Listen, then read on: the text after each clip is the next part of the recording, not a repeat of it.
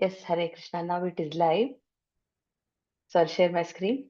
So this Indra's name is Purandara, and he saw Krishna sitting at the foothills of Govardhana Hill. He's sitting there. We read that in the previous verse. I'll just go there again. Okay, here. Here, see. He saw Krishna sitting at the base of Govardhana Hill, and then he started offering his prayers. Krishna purposely gave him a solitary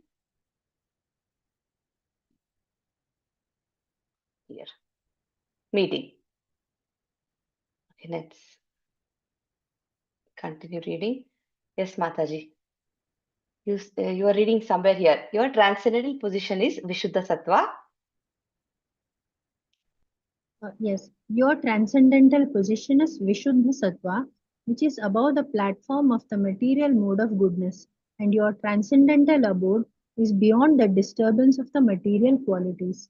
Your name, fame, form, qualities, paraphernalia, and pastimes are all beyond this material nature, and they are never disturbed by the three material modes.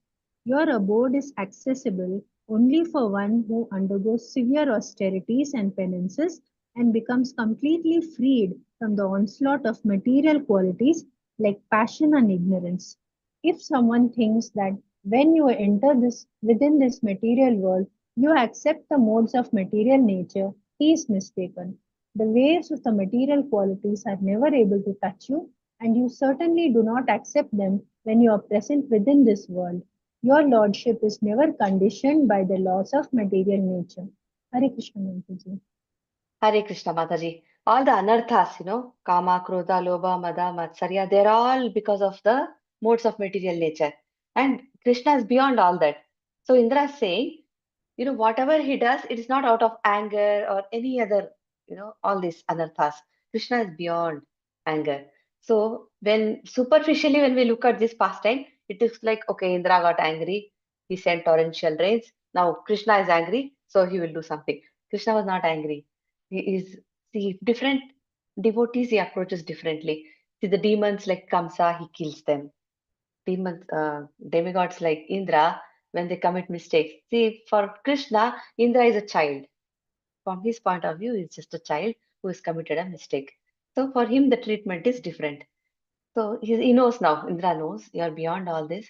You are not at all contaminated by material nature. And he's saying all this. And you certainly do not accept them. See, the waves of material qualities are never able to touch you.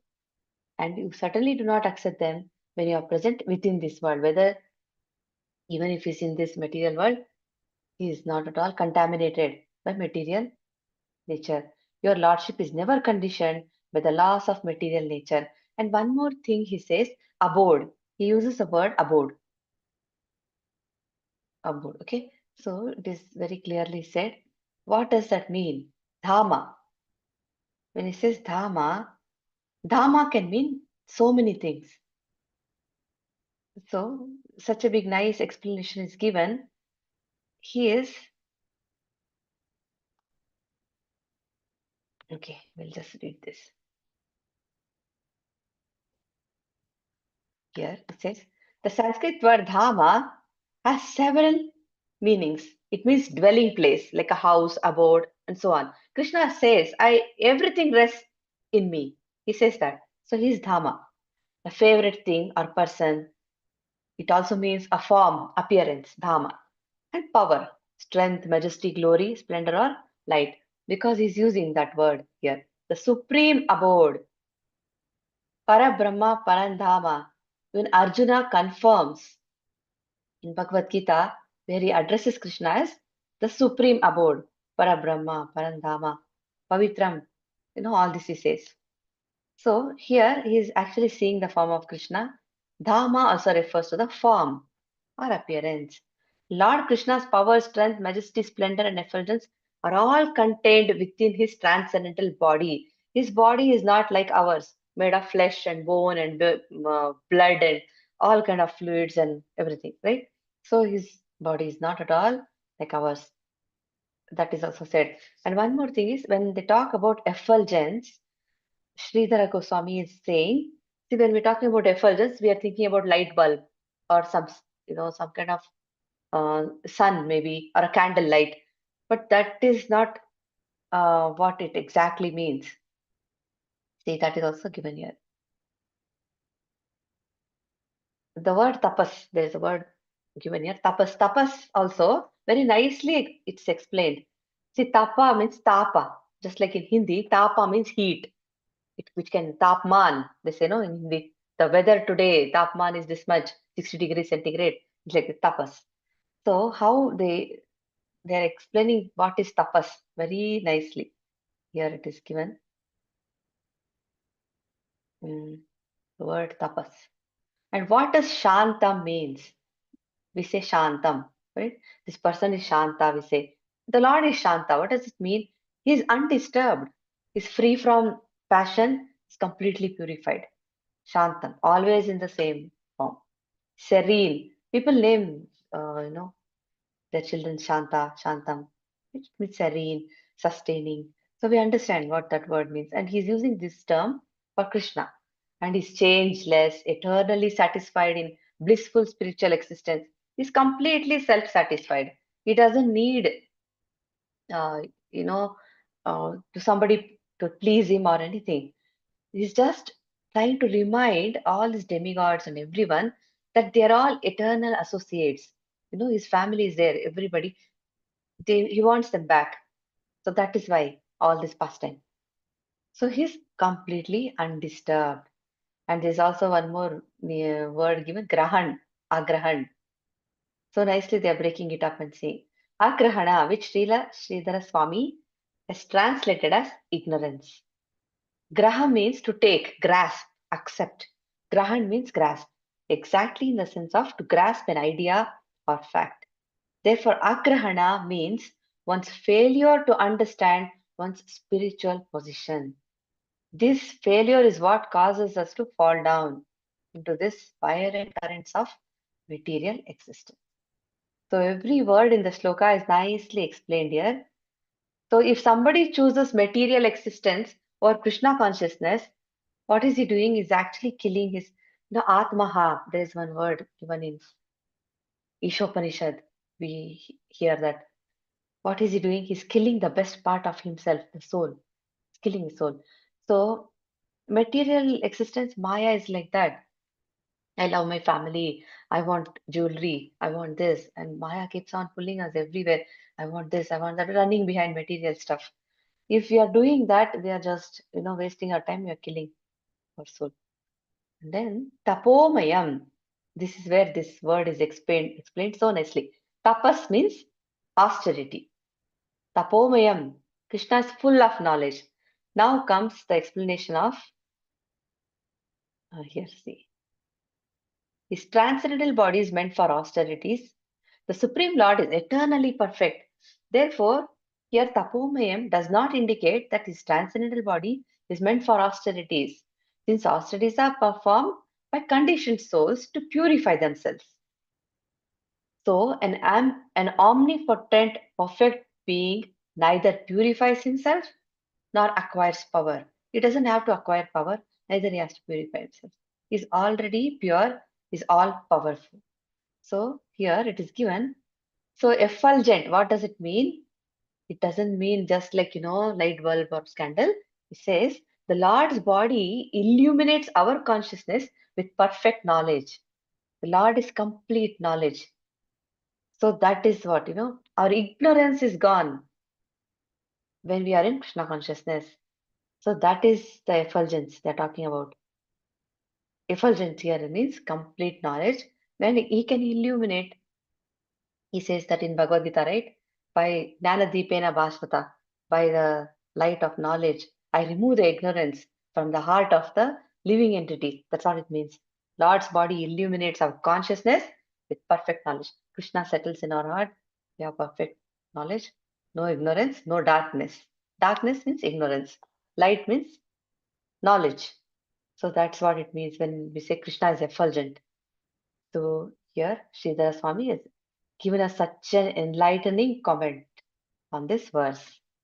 So beautiful, right? Every word is broken up nicely because we chant so many shlokas. Sometimes Vishnu Sahasranam, that shloka here and this, all that. And they're all in Sanskrit. If each word is taken and we understand properly, it's so beautiful to learn, We learn so much. My dear Lord, Indra said, I think we finished this. Yes, we have to go to the next paragraph. Neeraja Mataji, Hare Krishna Mataji. Hare Krishna Mataji. You, my dear Lord, you are the original father of this cosmic manifestation. You are the supreme spiritual master of this cosmic world, and you are the original proprietor of everything. As eternal time, you are competent to chastise offenders. Within this material world, there are many fools like me who consider themselves to be the supreme Lord or the all in all within the universe. You are so merciful that without accepting their offenses, you devise means so that their false prestige is subdued and they can know that you and no one else are the supreme personality of Godhead. Mataji, should I continue with one more para? Yes, please, Mataji. Thank you. Hare Krishna Mataji. My dear Lord, you are the Supreme Father, the Supreme Spiritual Master, and the Supreme King. Therefore, you have the right to chastise all living entities whenever there is any discrepancy in their behavior. The Father, the Spiritual Master, and the Supreme Executive Officer of the state are always well wishers of their sons, their students, and their citizens, respectively. As such, the well-wishers have the right to chastise their dependents. By your own desire, you appear auspiciously on the earth in your eternal varieties of forms. You come to glorify the earthly planet and specifically to chastise persons who are falsely claiming to be God. In the material world, there is a regular competition between different types of living entities to become supreme leaders of society, and after being frustrated in achieving the supreme positions of leadership, foolish persons claim to be God, the Supreme Personality. There are many such foolish personalities in this world like me, but in due course of time, when they come to their senses, they surrender unto you and again engage themselves properly by rendering service unto you. And that is the purpose of your chastising persons envious of you. Hare Krishna Mataji. Hare Krishna Mataji. So Bhagavatam says, now Krishna hasn't even punished him, has done nothing at all. Krishna is just hearing him right now. He's not done anything. But Indra thinks that's a possibility. He can call Yama Dharmaraya, or he can call somebody else and actually create problems for Indra. He could punish him. So before that happens, he's actually completely surrendered. He's, he's begging forgiveness and all, so that Lord will show mercy on him. And he's telling, "You're merciful. You're very, very merciful." And then here, in this talks about how leaders sometimes think. See, we think we are controlling. We are the ones who chose the leader, and leader thinks he's controlling everything. And see, leaders consider themselves universal controllers. They create wars, they do so much, all for it's all because of their false ego and all this. They think they are universal controllers. And what do people think? They themselves think that they're controlling the nation. So actually, nobody is controlling anybody. What we have to do is we should elect Krishna conscious leaders, and then that person should submissively execute the will of the all attractive personality of Godhead. Then everything will be perfect. Prabhupada is saying that in the purport. Because history is filled with examples of the supreme authority breaking the conceit of foolish men. Modern world leaders proudly fight one another, placing the common people in unprecedented jeopardy. So all this is saying. So it's all we need is one good leader who is Krishna conscious. We saw what Indra could do, right? He's king of heaven in how much trouble. Then he's telling, my intelligence was bewildered, and I will never let my consciousness again to be so impure. So he's saying, see, although Lord Krishna protected the residents of Raja by lifting Govardhan hill, he had not yet punished Indra himself, and Indra feared that at any moment He may call the son of Vivaswan Yamaraj, who punishes impudent persons who defy the laws of God. In spite of all this, it's given in this paragraph, it says, now Indra is saying, I will never let my pride come in my way, I'll keep my consciousness very pure. It will not become impure again. All this he's saying, but actually, he doesn't become like that. See, we see this in this case. When Krishna went to the heavenly planet and took the Parijata plant, Indra got angry. He attacked Krishna. He wanted to fight with him. See, in fact, despite Indra's humility in this case, his heart was not completely purified. Later on in this canto, we find that when Lord Krishna once took a Parijata flower from Indra's kingdom, poor Indra again reacted violently against the Supreme Personality of Godhead. Thus, we should aspire to go back to our eternal home in the kingdom of Krishna. So we may think, I want to go to the heavenly kingdom. I want to become Brahma. I want to become Indra. But see, it's not perfect. Their life is not perfect. They are not perfected beings. It says that imperfect life of the material gods. So there's no point asking for all this because they are not at all purified. We can see that. And then now again, Krishna will teach him a lesson at that time also. And then he gets the Parijata flower here to Dwaraka. We see that. So they're imperfect life of them material gods. So no point wanting to be like them. I wish I was in heaven being like this and like that. They say, please don't wish that. It's being recommended very nicely. And then he's also saying, okay, it may appear that Sri Krishna is simply rewarding his followers and punishing his enemies. Krishna is just like an ordinary person. I like my friend, so I will, favor my friend. And I don't like someone, so I'll punish. That is not what is happening. Enemies I'll punish, followers. So how many people like my post? They're all my friends. It's not like that. Krishna is not at all like that. It's beyond all that. He's doing all this for the benefit of everyone, not just human beings, animals, plants, the entire existence. Lord Krishna does not really cause the non-existence of anyone. See, he is not actually killing anybody. Whoever he killed in Krishna book we saw, they all got liberated.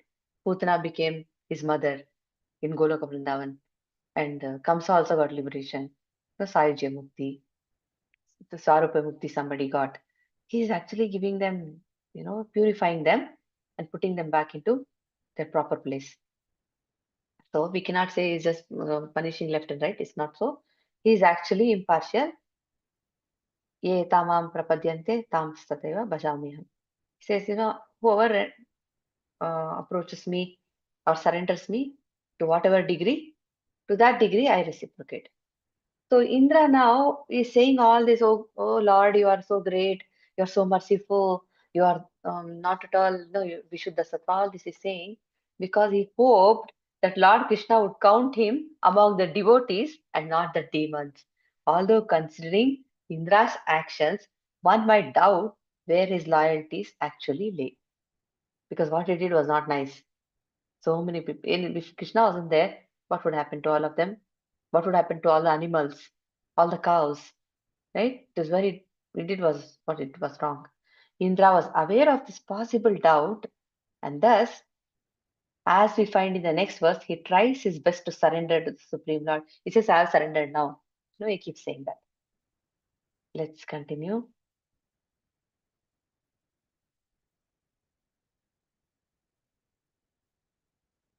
Who would like to read next?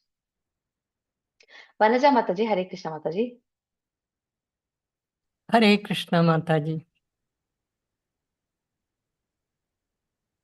My dear Lord, I committed a great offense unto your lotus feet, being falsely proud of my opulences, not knowing your unlimited power. Therefore, my Lord, kindly excuse me because I am fool number one. Kindly give one kindly give me your blessings so that I may not foolishly again, I may not act so foolishly again. If you think, my Lord, that the offense is very great and cannot be excused, then I appeal to you that I am your eternal servant. You appear in this world to give protection to your eternal servants and to destroy the demons who maintain great military strength, just to burden the very existence of the earth. As I am your eternal servant, kindly excuse me. Shall I continue reading, Mataji? One more paragraph, Mataji. Thank you so much. My dear Lord, you are the Supreme Personality of Godhead. I offer my respectable obeisance unto you because you are the Supreme Person and the Supreme Soul. You are the Son of Vasudeva and you are the Supreme Lord Krishna, the Master of all pure devotees. Please accept my prostrated obeisances.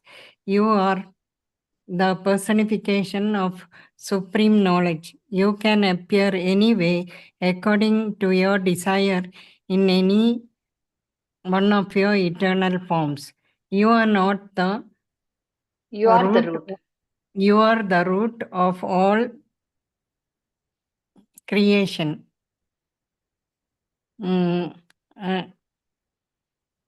Creation and the supreme soul of all living entities. Due to my gross negligence, I caused a great disturbance in Vrindavana by rendering torrents of rain and a heavy hailstorm. I acted out of severe anger caused by your stopping the sacrifice which was due to be held to satisfy me. But my dear Lord, you are so kind to me that you have bestowed your mercy upon me by destroying all my false pride. I therefore take shelter of your lotus feet. My dear Lord, you are not only the supreme controller, but also the spiritual master of all living entities. Hare Krishna Mataji. Hare Krishna, Mataji. So what happens is, in this particular verse, he's saying you take a form to reciprocate with your devotee. No, he says, in any of your eternal forms. So what Prabhupada is saying is, he's saying if the Lord is impersonal, see, impersonalists do not believe that God has form, right? Here in Indra's prayer, he's saying, "Oh Lord, you, according to your devotee's desire, you take a particular form and incarnation, He's telling that. So how can something impersonal, respond? That person must have a heart, that person must have a personality, first of all, to respond to another person. This Bhakta is saying Bhagavan also. So Bhagavan, a devotee, the devoted, they both have a relationship. So impersonal energy cannot have any kind of interaction. So the Lord must have some personality. He can see, he can hear, he can reciprocate. So that argument is given here actually. This is very nicely given. If he can reciprocate, that means God is a person. We pray to him, he answers, he reciprocates, he is hearing. So how can that be some energy? The Lord is not energy. See, it is eternal person given here. We could hardly consider from the first line of this verse. See, first line of verse saying, unto him who assumes transcendental bodies according to the desires of his devotees.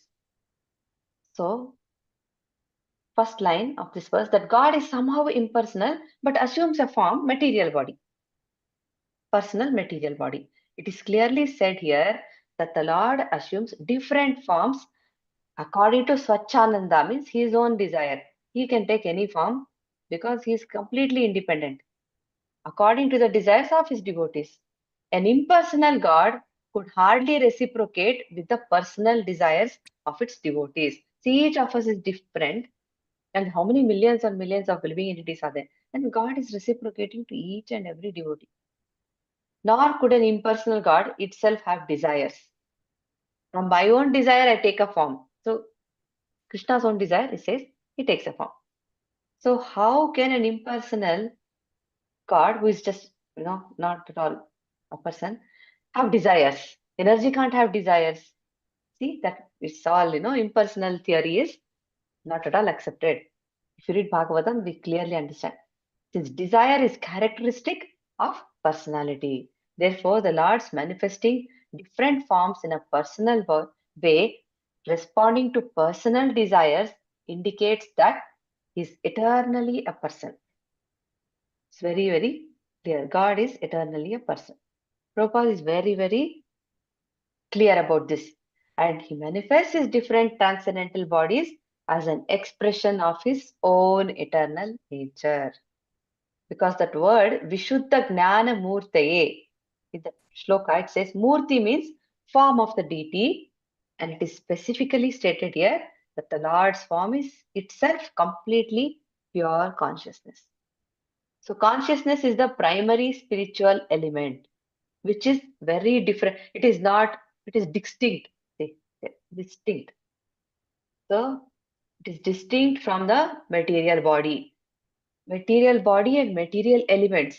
So the soul is distinct from mind, intelligence, and false ego also. It is, when I say, I'm talking about myself, I say, my name is so and so, I'm such and such a person, this is my designation, and whatever I am. We talk like this, but actually, what is soul, what is consciousness? It's all very clear here.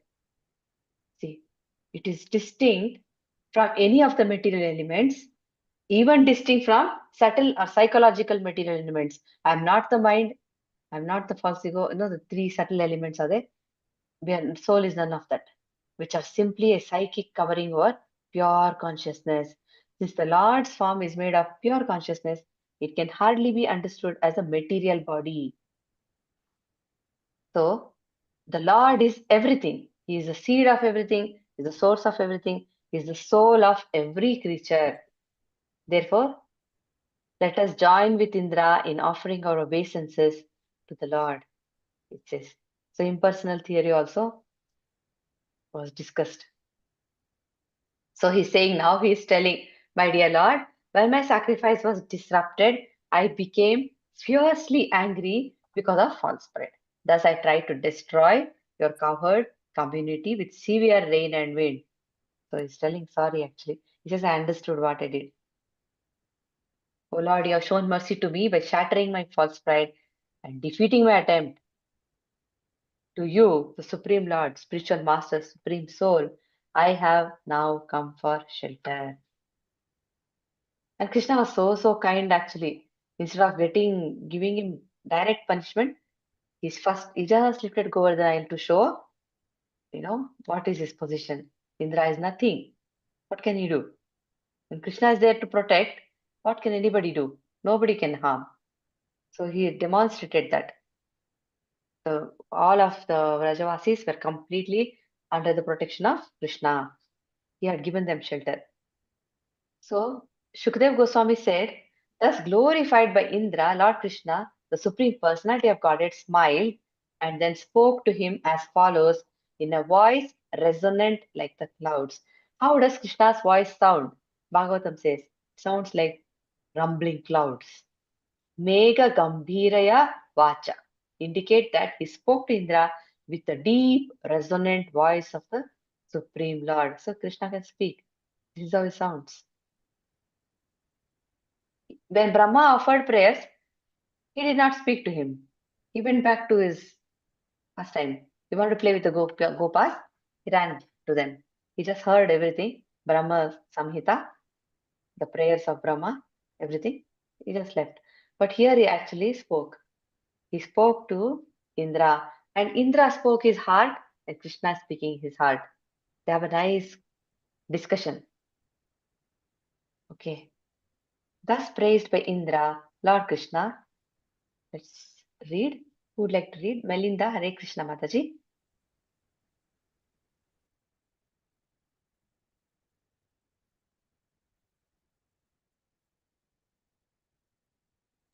Mataji, are you able to read?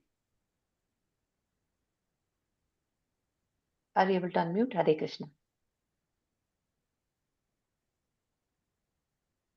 Thus praised by Indra. What to read from there?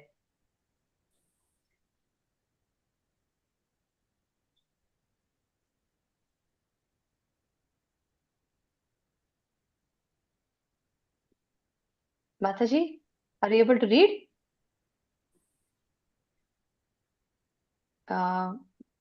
She's not reading. Does Can I read, Mataji? sure, Mataji. Hare Krishna. Hare Krishna. Thus praised by Indra, Lord Krishna, the Supreme Personality of Godhead. Mataji, it's something coming in the middle. Oh, sorry.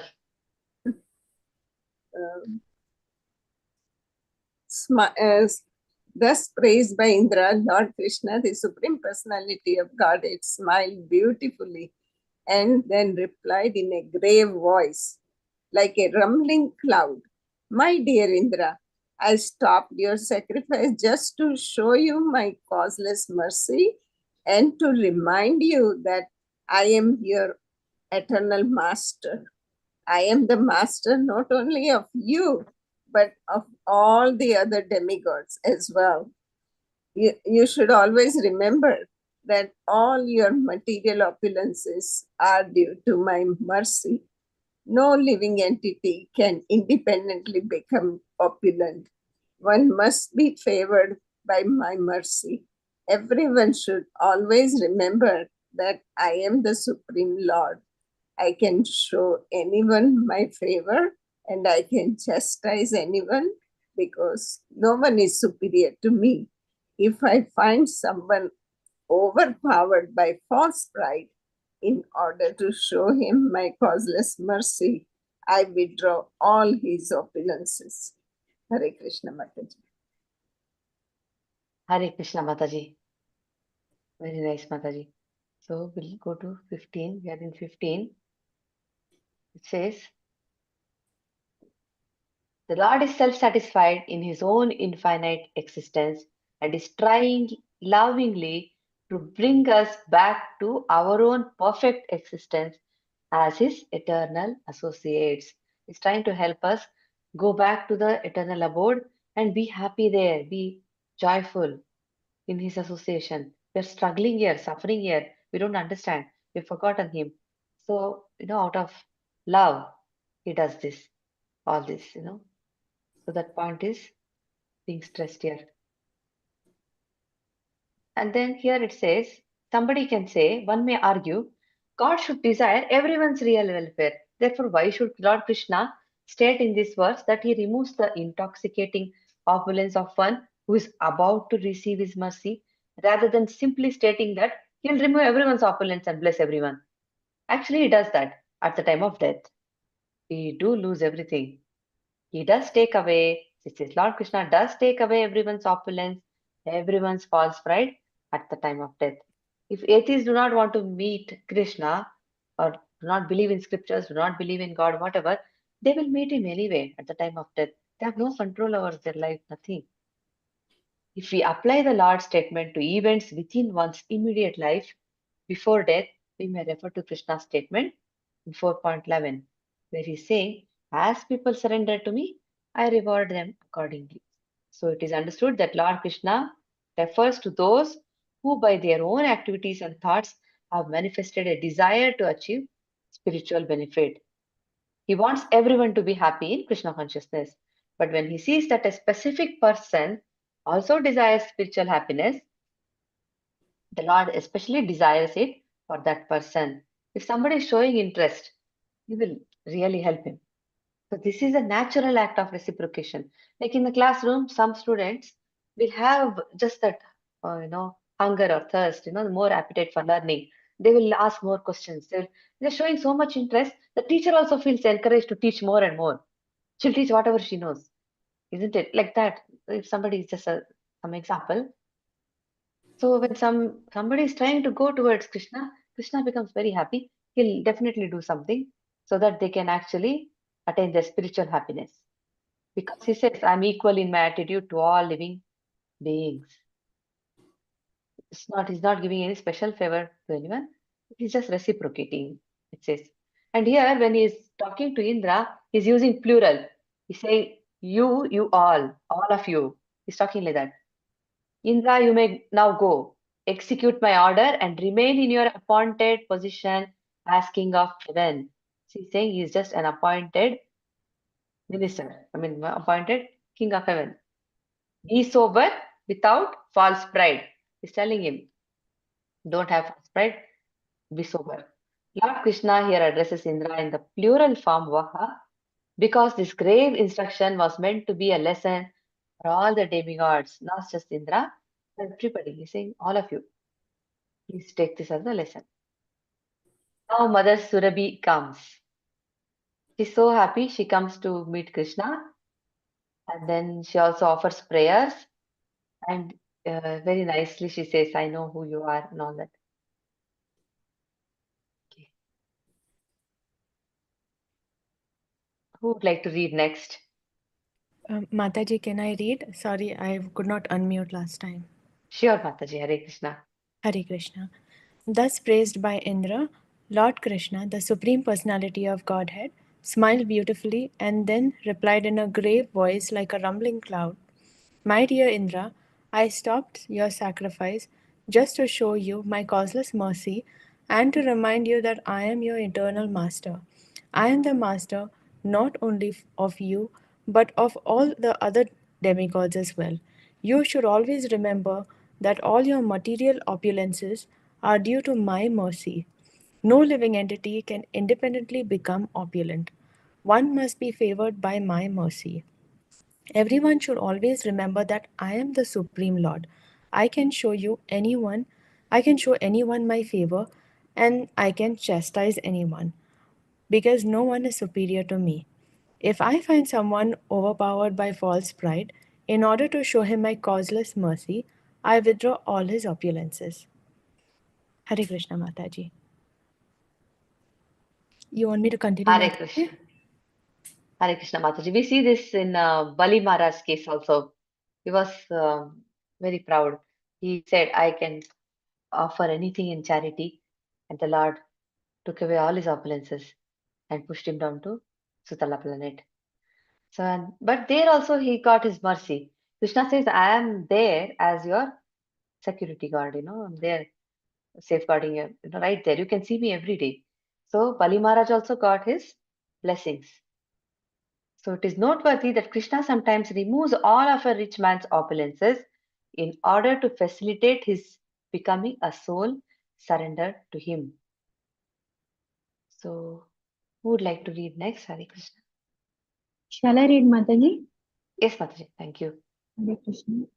It is noteworthy that Krishna sometimes removes all of a rich man's opulences in order to facilitate his becoming a soul surrendered to him. This is a special favor of the Lord's. Sometimes it is seen that a person is very opulent materially, but due to his devotional service to the Lord, he may be reduced to poverty. One should not think, however, that because he worshipped the Supreme Lord, he became poverty stricken. The real purport is that when a person is a pure devotee, but at the same time, by miscalculation, wants to lord it over material nature, the Lord shows his special mercy by taking away all material opulences until at last he surrenders unto the Supreme Lord. Shall I continue, Mataji? Yes, Mataji. Hare Krishna. After instructing Indra, Lord Krishna asked him to return to his kingdom in the heavenly planets and to remember always that he is never the supreme but is always subordinate to the Supreme Personality of Godhead. He also advised him to remain as king of heaven but to be careful of false pride. Hare Krishna Mataji. Hare Krishna Mataji. Nobody's raised their hand. I can read, Mataji. Hare Krishna Mataji. Hare Krishna. After this, the transcendental Surabhi cow, who had come with Indra to see Krishna, offered her respectful obeisances unto him and worshipped him.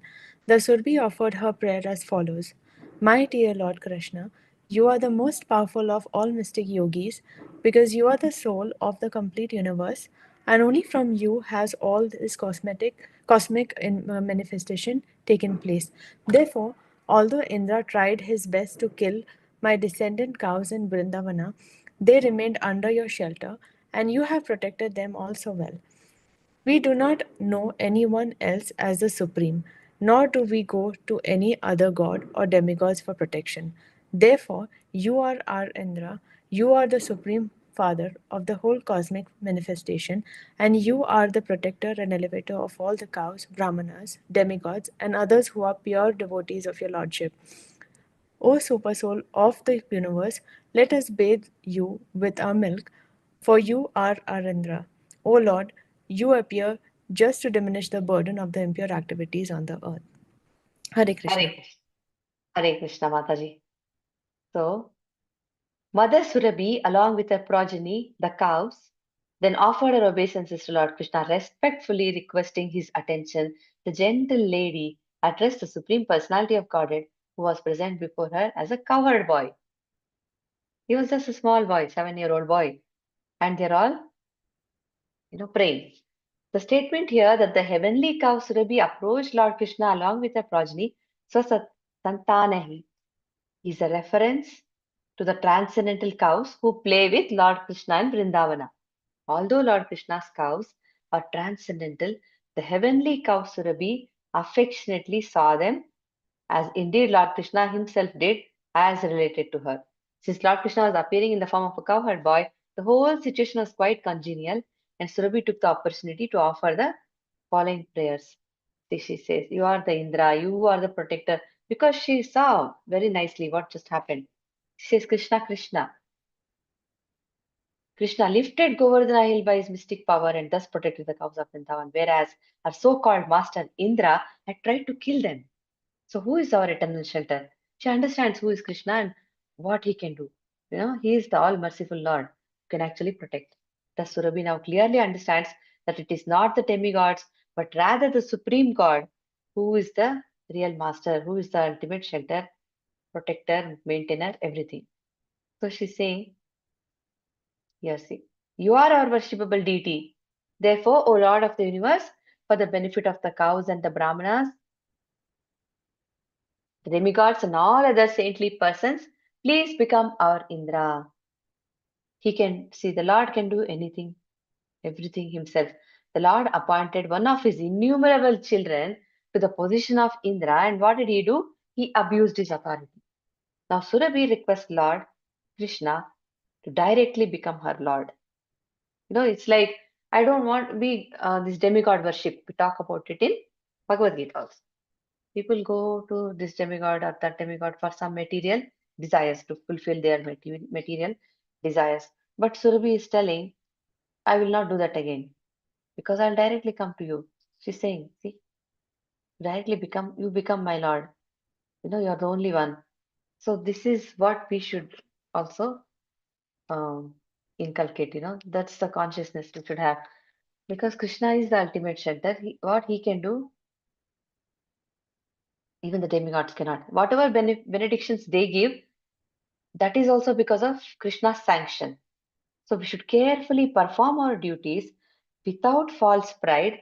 Thus, we will not become obsolete and embarrassed, as in the present case of King Indra, who actually attacked Lord Krishna and his Vrindavan devotees. So very nice.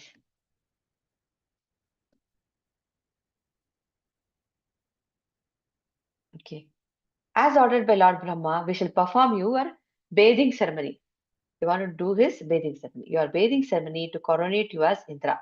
O soul of the universe, you descend to this world to relieve the burden of the earth. So Surabhi makes it quite clear in this verse that she has had enough of the leadership of imperfect demigods like Purandara. Indra's name is Purandara. And now she is determined to directly serve the Lord. See how determined she is.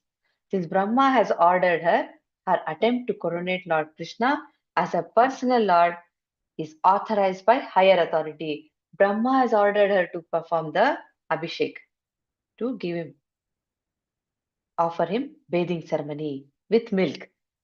So it is all authorized worship, what she's doing. Moreover, Lord Krishna himself comes down to the earth, leave the burden of the self-destructive, mundane administration, and it is thus it is perfectly consistent with the Lord's own purpose that he become the Lord of Surabhi. Since the Lord rules millions of universes, he can certainly take care of Mother Surabhi. In fact, Surabhi wanted to bathe the Lord for her own purification. Not that Krishna wants some bath. We are not cleaning Krishna here. Whatever Abhishek or bathing and decoration is done for our purification. Krishna is already perfect. So she earnestly makes her proposal to Vishwatma, the soul of the universe. She is requesting him, I'm going to bathe you now. It seems the deities are dressed in the temple, right? It seems that's the attitude, approach. They tell the deity, today we are dressing you. Today we are going to offer this bhog. Please give us um, opportunity. Please allow us to worship you this way. The priests and the deity worshippers and the people who dress you see Krishna and Radha, how they are dressed with different color costumes and everything. And since that is what they are, that's their consciousness, meditation. Oh Lord Krishna, oh Radha Rani, please allow me to dress you. That is done for our purification. And once a person, I heard in one session by a senior devotee, if you dress Krishna and dress Radharani, you will feel so satisfied. People, they want to dress themselves, right? They want their face to look beautiful, their bodies to look beautiful. They buy all colored ornaments and different accessories and clothes and dresses and all that. Some people will go to any extent to hoard things. So many things they'll have just so that they can look more beautiful, make their body very attractive. But a person who actually dresses Radha and Krishna, it seems they feel so satisfied. They won't have any desire to dress their own selves. They'll be so happy just dressing Krishna that their desire is satisfied. They feel so happy, so content dressing the deities. So Shukadev Goswami said, having thus appealed to Lord Krishna, Mother Surabhi performed his bathing ceremony with her own milk and Indra ordered by Aditi. Now Indra actually is hesitating because he's actually feeling very embarrassed and he is like, after what he did, he's little bit hesitating. So Mother Aditi, she asked him, and the mothers of other demigods, anointed the Lord with heavenly Ganga water from the trunk of Indra's elephant carrier. So Indra, ordered by Aditi, and other mothers of the demigods anointed the Lord with heavenly Ganga water from the trunk of Indra's elephant carrier Airavata. So you see this image is there where you see water and Surabhi mother is offering Abhishek with milk, and Airavata, the elephant, is there. Indra is sitting like this with folded hands. There is this image actually, you can find it. Painting is there. Thus, in the company of the demigods and great sages, Indra coronated Lord Krishna, the descendant of Dashara, and gave him the name Govinda. According to the Acharyas, because Indra was embarrassed by his blunder of attacking Vrindavan, he was reluctant to worship the Lord. Therefore, the heavenly mothers encouraged him to go ahead and do so. They said, please go, do it. It's like somebody telling a child, it's okay, go, come on, do it now. Feeling authorized, he felt little encouraged and authorized, by the encouragement of demigods, less offensive than he. They are also quite, they can commit offenses too, but they are not like this, right? His is bigger, less offensive than he. Indra then bathed the Lord. Indra discovered that the beautiful cowherd boy named Krishna is indeed the Supreme Personality of Godhead. So beautiful. Now, what happens whenever there is something like this happening? At the end of every pastime, we read All the demigods showered flowers. They were singing their, you know, kirtans and glorifying the Lord. And the demigods' wives were dancing with joy. All that is given, and there were instruments being played. So here, Tumburu, Narada, and other Gandharvas, when the Abhishek was happening, along with the Vidyadharas, Siddhas, and Charanas, came there to sing the glories of Lord Hari, which purify the entire world. And the wives of the demigods, filled with joy, danced together in the Lord's honor. The most eminent demigods, chanted the praises of the Lord and scattered wonderful showers of flowers all around him. All three worlds felt supreme satisfaction, and the cows drenched the surface of the earth with their milk. So Ketava means banners. The leading demigods are the emblems or banners of the demigod race, and they took the lead in glorifying the Lord and covering him with an amazing shower of multicolored, fragrant flowers. So many types of flowers. Rivers flowed with various kinds of tasty liquids. Trees exuded honey. Edible plants came to maturity without cultivation. When this was going on, what happened? All the edible plants, they became mature, early, and hills gave forth jewels formerly hidden in their interiors. So everything became auspicious. All of them are, full in glory. Now, this says all this definitely happened. This is not some imagination given here. The bathing ceremony of the Lord did happen. It is an authentic incident. So that is given. Okay. After he had ceremonially bathed Lord Govinda, who is the master of the cows and the cowherd community, King Indra took the Lord's permission and, surrounded by the demigods and other higher beings, returned to his heavenly abode. Okay. We have 2 more paragraphs and we can finish it off. Not bad. We finished in 1 hour. Hare Krishna. Who would like to read? Shall I read, Mataji? Thank you, Mataji. Yes, Mataji.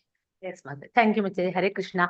Then the Surabhi cow bathed Krishna with her milk, and Indra bathed him with the water of the celestial Ganges through the trunk of his carrier elephant. After this, the Surabhi cows and all the demigods and their mothers joined the heavenly king Indra in worshipping Lord Krishna by bathing him with Ganges water and the milk of the Surabhis. Thus, Govinda, Lord Krishna, was pleased with all of them. The residents of all higher planetary systems, such as Gandharva Loka, Vidyadhara Loka, Siddha Loka, and Charana Loka, all combined and glorified the Lord by chanting his holy name, as their wives and damsels danced with great joy. They very much satisfied the Lord by incessantly pouring flowers from the sky. When everything was very nicely and joyfully settled, the cows overflooded the surface of the earth with their milk. The water of the rivers began to flow with various tasty liquids and give nourishment to the trees, producing fruits and flowers of different colors and tastes. The trees began to pour drops of honey. The hills and mountains began to produce potent medicinal plants and valuable stones. Because of Krishna's presence, all these things happened very nicely, and the lower animals, who were generally envious of one another, were envious no longer. After satisfying Krishna, who is the lord of all the cows in Vrindavana and who is known as Govinda, King Indra took his permission to return to his heavenly kingdom. As he passed through cosmic space, he was surrounded by all kinds of demigods. This great incident is a powerful example of how Krishna consciousness can benefit the world. Even the lower animals forget their envious nature and become elevated to the qualities of the demigods. Thus ends the Bhaktivedanta purport of the 27th chapter of Krishna, prayers by Indra, the king of heaven. Hare Krishna Mataji. Hare Krishna Mataji. Prayers by Indra. Indra means Mother Lakshmi. Indra is the king of heaven. Indira is different. Thank you, Mataji, for reading. Hare Krishna. Thank you for your participation. All of you. Thank you, Hare So Krishna. nice. Your kirtan also so good, Mataji. Thank you, So- Mataji. Hare Krishna. So after satisfying Krishna, now actually Indra left And then Krishna gave him instructions also. He said, don't have this false ego, be sober, all this. So we finished this chapter in one day. Usually sometimes prayers of demigods and prayers of, some of the chapters are very long. This one we finished. Very beautiful chapter. So now I will stop the live stream.